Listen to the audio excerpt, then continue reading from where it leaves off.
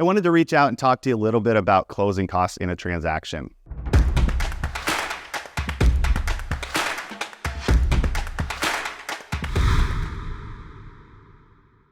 Hey guys, Andy here with Matin Real Estate.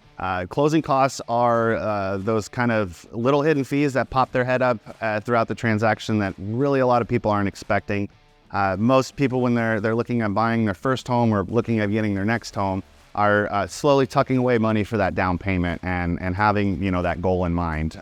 But there's also an additional 1% to 2% that is important to think about when gathering the money for your home purchase.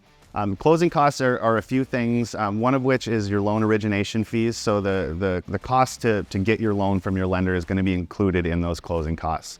Additionally, there's going to be costs from or fees from the title escrow company for them to process, insure, and manage the entire transaction through the ownership transfer. There's also oftentimes points that can be bought down on your interest rate. So, maybe the lender was able to give you 6%, but if we apply an extra $5,000, we can get you down to 5.5%. And that makes your monthly payments lower, but is part of those closing costs. And some other things can be like prepaid. So if you are in an HOA community and maybe they're requiring you that you prepay a certain amount of the HOA fees for the year, or there's a transfer fee, that would all be included in the closing costs. The good thing about closing costs is it doesn't necessarily have to come out of the buyer's pocket.